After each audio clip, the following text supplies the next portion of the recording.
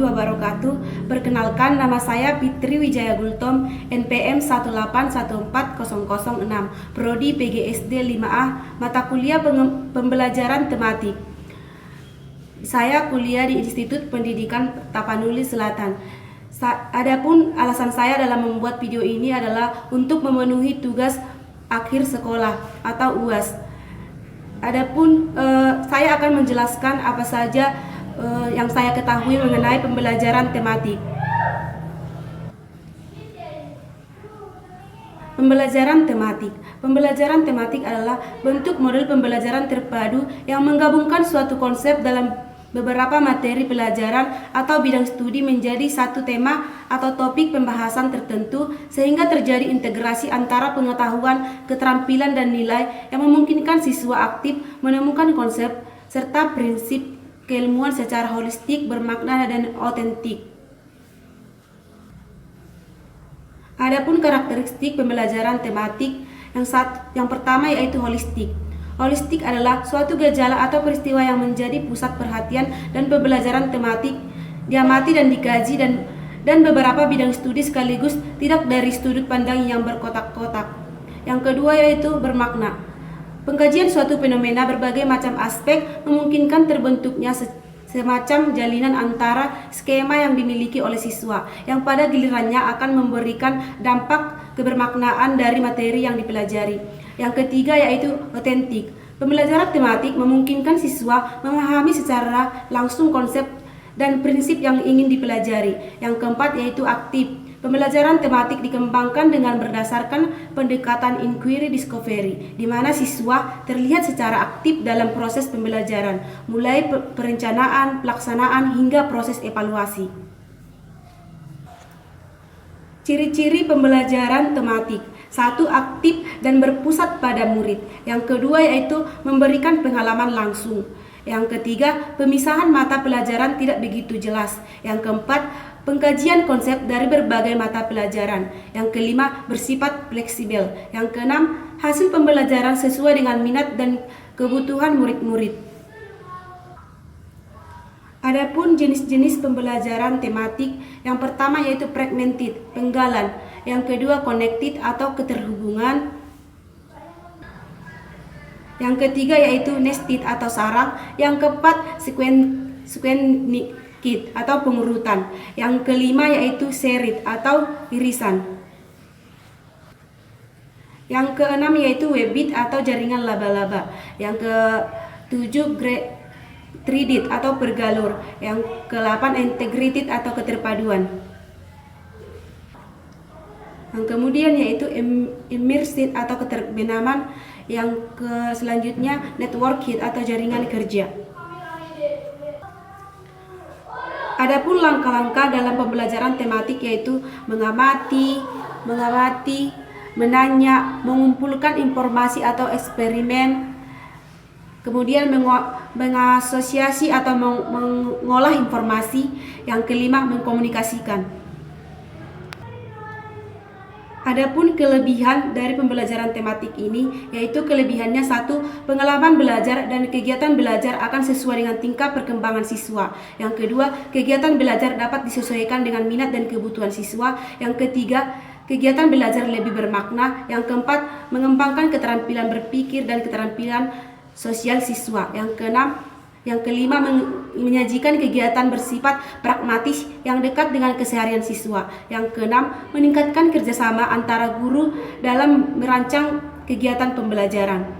Adapun kelemahan pembelajaran tematik, yang pertama yaitu pembelajaran tematik mengharapkan guru memiliki wawasan luas, kreativitas tinggi, percaya diri, dan kemampuan handal menggali informasi dan pengetahuan terkait materi.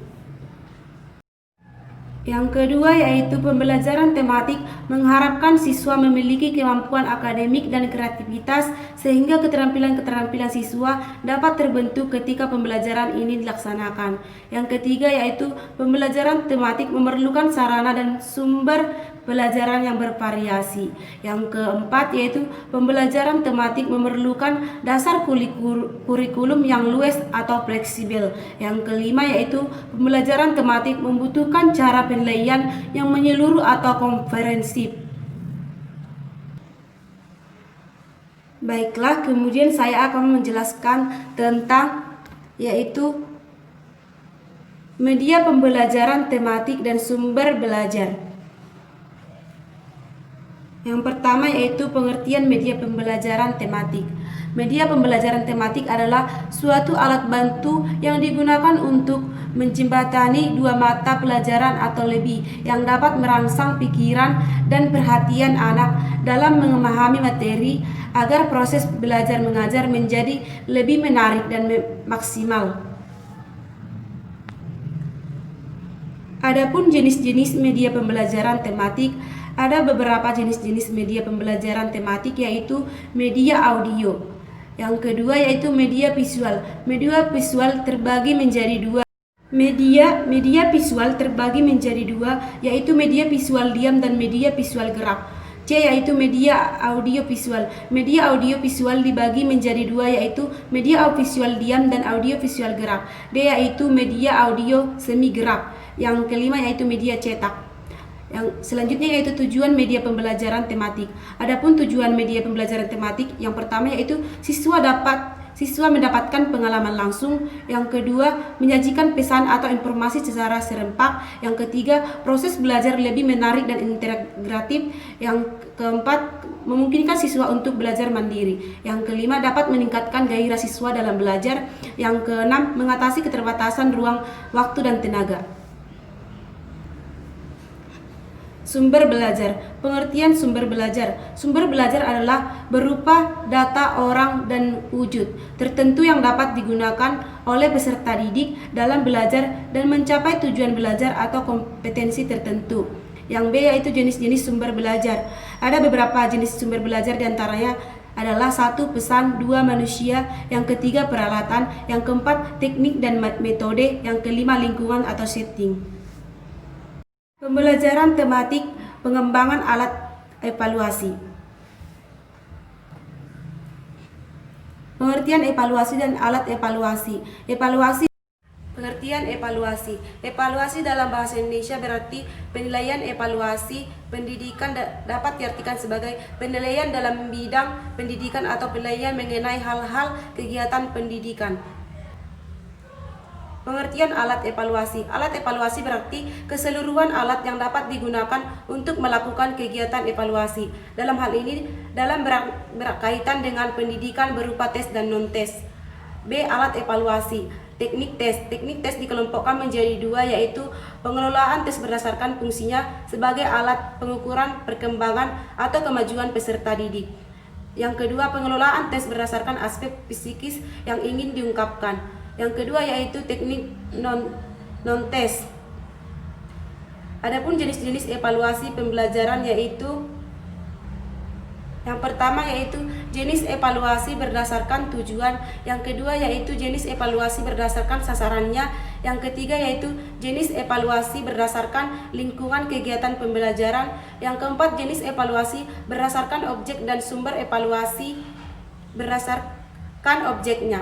Yang kelima yaitu jenis evaluasi berdasarkan objek dan subjek evaluasi berdasarkan subjeknya. Baiklah, setelah kami mempelajari pengembangan dan alat evaluasi, kami juga mempelajari yaitu tentang simulasi pembelajaran tematik. Kami mensimulasikan pembelajaran tematik.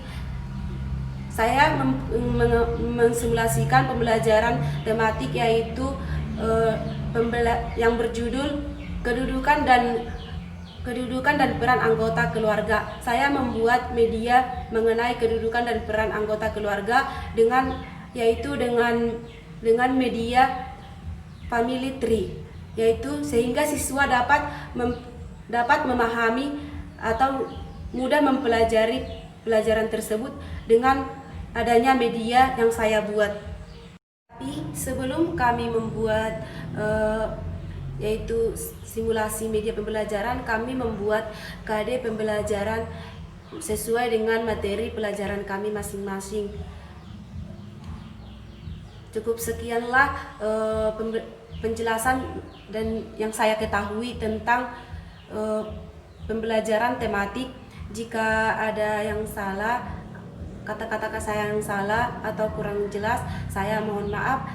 Cukup sekian. Assalamualaikum warahmatullahi wabarakatuh.